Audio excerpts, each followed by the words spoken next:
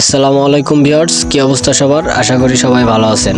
আমার আগের একটা ভিডিওতে আপনারা দেখছিলেন যে টমেটো গাছের ফুলে আমরা একটা হরমোন স্প্রে করছিলাম। তো সেই হরমোনটার কাজ ছিল কিন্তু ফুল থেকে ফল এনে দেয়া। তো আপনারা দেখতেই পাচ্ছেন আমাদের গাছে কি পরিমাণ ফল হয়েছে, আর সামনে গেলে তো আরো দেখতে পাবেন। এখানটাতে একটু কম হয়েছে, তো সামনে আরো অনেক বেশি ফল হয়েছে, যেটা না দেখলে আসলে বিশ্বাস করার মতো না। আর হ্যাঁ, আগের একটা ভিডিওতে আপনারা যে পরিমাণ ভালোবাসা দিয়েছেন, সত্যি আমার অনেক ভালো লাগছে। তো আপনাদের জন্য আমার ভিডিও আনতে ভালো লাগবে যদি আপনারা সেভাবে আমাকে সাপোর্ট করেন তাহলে। তো আগের ভিডিওটা যারা দেখছেন সবাইকে অসংখ্য ধন্যবাদ। আর ওই ভিডিওটা ভিউ হয়েছিল কিন্তু 1.4K। তো মানে ভাবতেও পারিনি ওই ভিডিওটাতে এত পরিমাণ ভিউ হবে, হুট করে দেখি ভিউ বেড়ে গেছে। তো এটা কিন্তু আমি তখন খেয়ালও করি নাই যে আমার এই পরিমাণ ভিউ হয়েছে। তো একজন দেখে আমাকে জানালো যে আমার ভিডিওতে নাকি ভিউ হয়েছে। তো আমি আইডিতে গিয়ে তো দেখে একদম অবাক হয়ে গেছি।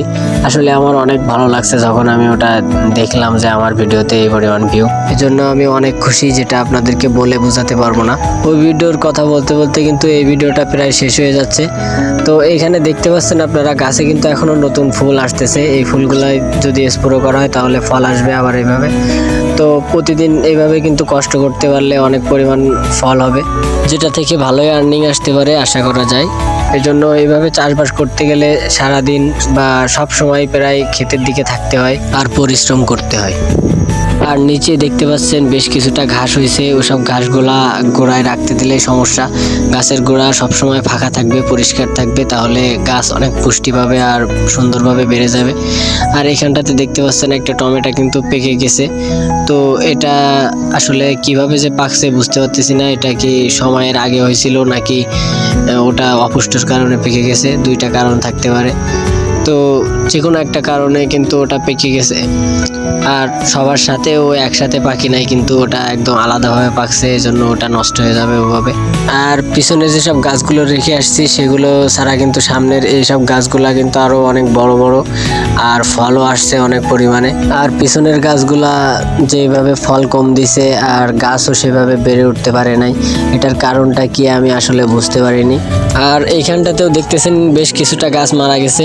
তো হাজারটায় একটা দুইটা এভাবে যাবে, সেটা নিয়ে টেনশন করলে বাদ বাকিগুলা কিন্তু সেভাবে অযত্ন করলে হবে না। আর এই পাশটাতে দেখেন আমার একটা ফলোয়ার আমাকে দেখে হাত উঁচু করে দিয়ে ইশারা করে আমাকে ডাকতেছিল। তো সে বলতেছিল যে তাকে একটু ভিডিও নিতে, তো আমি তাকে একটু ভিডিও করে নিলাম। আর রবিউল, তোমাকে একটা কথা বলি, আসলে এত দূর থেকে তোমাকে ভিডিওতে নেওয়া সম্ভব হচ্ছিল না, তারপরেও আমি একটু চেষ্টা করেছি। তো যতটুকু সম্ভব ততটুকু কিন্তু তুমি ক্যামেরাতে আসছো। তো দেখতে দেখতে আমরা কিন্তু অনেক পথ এগিয়ে গিয়েছি। আর আসলে এভাবে হাঁটতে হাঁটতে ভিডিও করে ক্ষেতটা শেষ করে ফেলা সম্ভব না, কারণ ভিডিও অনেক লং হয়ে যাবে আর সন্ধ্যাও হয়ে এসেছে। তো এই জন্য আজকের ভিডিওটা এতটুকুই। সবাই ভালো থাকবেন, সুস্থ থাকবেন, আল্লাহ হাফেজ।